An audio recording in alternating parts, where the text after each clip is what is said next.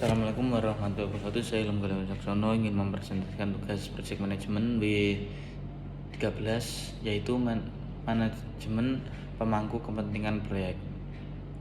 Elemen manusia dalam kesuksesan proyek, yaitu pemangku kepentingan adalah individu, kelompok atau organisasi yang dapat dipengaruhi atau merasa terpengaruh oleh satu keputusan, aktivitas atau hasil proyek.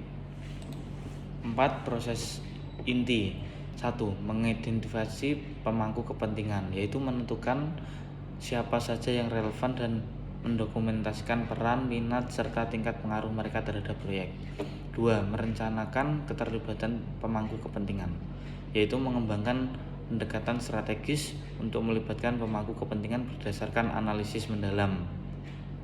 3. Mengelola keterlibatan pemangku kepentingan, yaitu melaksanakan komunikasi aktif, bekerja sama dengan pemangku kepentingan dan mengatasi isu atau konflik yang muncul secara proaktif.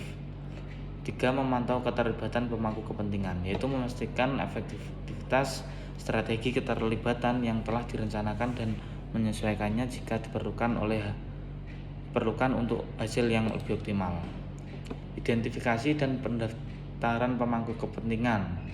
Identifikasi mendalam yaitu proses sistematis untuk menemukan semua individu, kelompok, atau organisasi yang relevan, termasuk mereka yang memiliki potensi pengaruh negatif atau sebagai penentang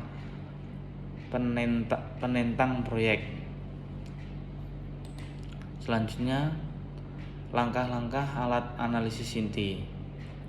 Kita bisa melihat alat ini berfungsi mengkategorikan pemangku kepentingan berdasarkan kekuasaan tinggi, kepentingan tinggi. Strategi kelola dengan ketat, libatkan sepenuhnya seperti sponsor dan pengguna utama.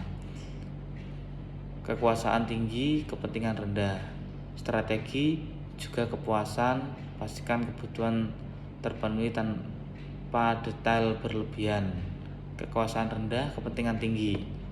Jaga berinformasi reguler, mereka bisa jadi juru bicara, contoh pengguna non kritis. Lalu mengelola keterlibatan pemangku kepentingan.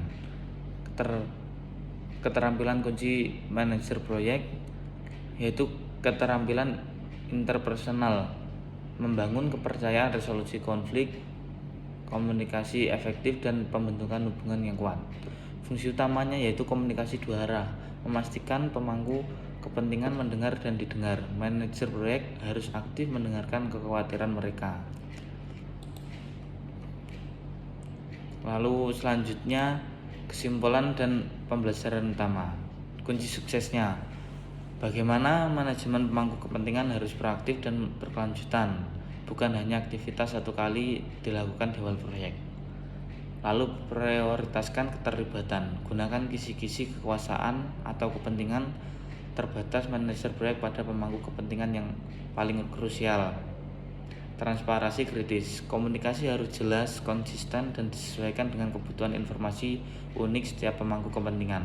Keterlibatan atau komitmen, keterlibatan satu sama lain dan komitmen bersama, yaitu pemangku kepentingan yang merasa didengarkan dan dilibatkan lebih jauh mungkin untuk mendukung proyek dan membantu mencapai manfaat yang dituju. Baik, terima kasih. Wassalamualaikum warahmatullahi wabarakatuh.